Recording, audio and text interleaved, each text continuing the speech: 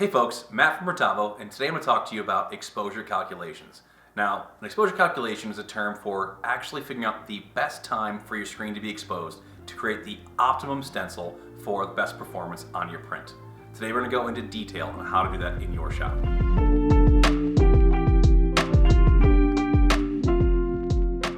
Alright, so now that you're ready to start learning how to expose your screens, the first step is to make sure you've got them properly coated. Now, please reference our video on how to properly coat your screens if you're not quite sure how to do that. Before we go into exposure calculations, let's first make sure the screens are ready. The best way to do this is to quickly just touch the edge of the emulsion and see if it's still super sticky. If it is sticky, let it sit in the dry box a little bit longer to make sure it's dropped down to the right humidity and ready to actually be exposed. When doing exposure calculations, it's important to make sure you've got a few screens of each mesh count. Oftentimes, shops will tell me, oh, I'm running all my screens at, and they'll tell me one time.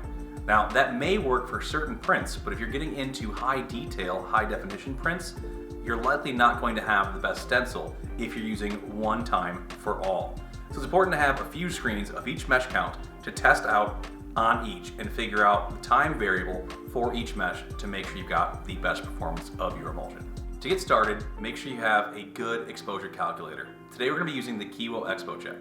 There's lots of them on the marketplace you can find. Find one that's going to be durable, that can be used over and over again and won't break down from being touched against the emulsion. The one we're going to use today is actually a processed film, so if it gets wet, you can wipe it clean and use it over and over. They can be a little bit pricey, but it'll last a lifetime in your shop as long as you take care of it. Okay, so we're using the Kiwo ExpoCheck today. A lot of them are going to work very similarly, so this will look similar to whatever one you're using. What we're going to have in there is what's called a step wedge. Now what this is it's different sequences of different amount of black. Now it's not halftones, it is solid amounts laid down. So it really acts as a different layer of light allowed through each. We're going to pair that up with its corresponding detail view. So all we have to do is match these up perfectly, and now we've got multiple different gridded blocks allowing different light amounts through. So by exposing one screen, we're really able to get 10 different exposure times, all with one exposure. So we can do that a few times and really get multiple exposure calculations to figure out at which level of light works the best. Once we rinse that out after development, we can look at the detail and figure out based off of what this decimal is, what that time difference needs to be from what we exposed it at to where it currently sits with the best detail. Let's take a look at what this looks like in person.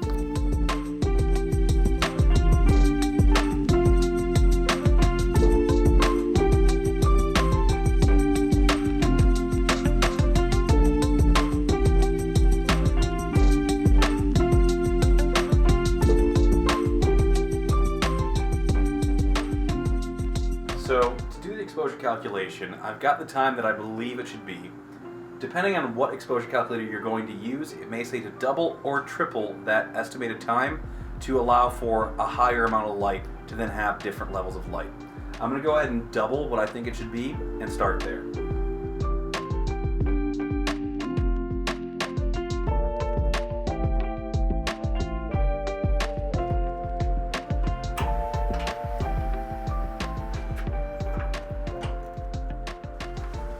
So now that we've gone ahead and run the exposure calculation, I'm going to go ahead and put it into this water tank and let the water soften the emulsion to make sure I don't disrupt any of the dots on the detail. I'm going to use something heavy just to hold it down and give it about 2 minutes in the water just to loosen up that emulsion. Alright.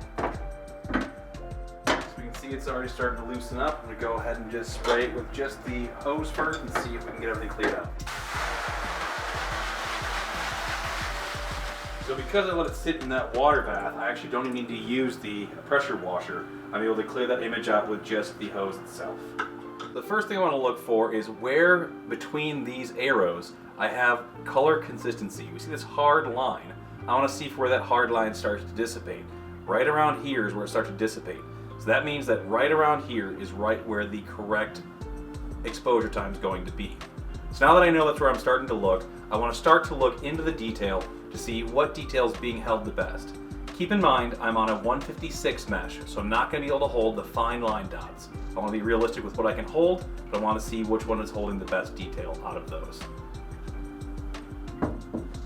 So for me, The 0.6 is holding the most because once I go to 0.7, some of the dots in the 10% halftones are starting to close up, meaning they've been overexposed.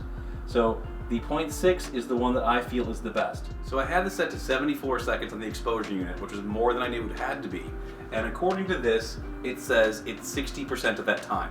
So I'm going to multiply 74 times 0.6, and that equals 44 seconds. So now that I have my accurate exposure time, I can go ahead and test this again, or test other screen meshes to make sure I've got those correct as well. Once I'm done here, I like to take them to the press and do some print testing to make sure I'm also holding the best detail on the exposure time.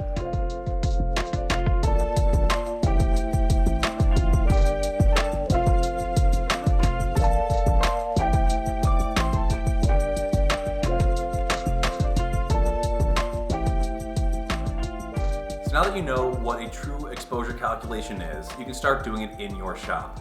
Now, oftentimes I'm asked, how frequently should I do this? I recommend doing it at least quarterly. If you're in a very good environmentally controlled area, you can probably get away with doing it less. However, in a shop like this, where the outside climate does play an effect on the inside climate, it's important to do this seasonally because the humidity in the air and the temperature will affect the exposure time and the actual emulsion itself. So be sure to continue testing and find what works best for you to make sure you have the best print possible. Hopefully you found this video helpful and informative. If you have any tips and tricks for others to read, leave them in the comments below. Be sure to like and subscribe for more videos. Thanks a lot. See you soon.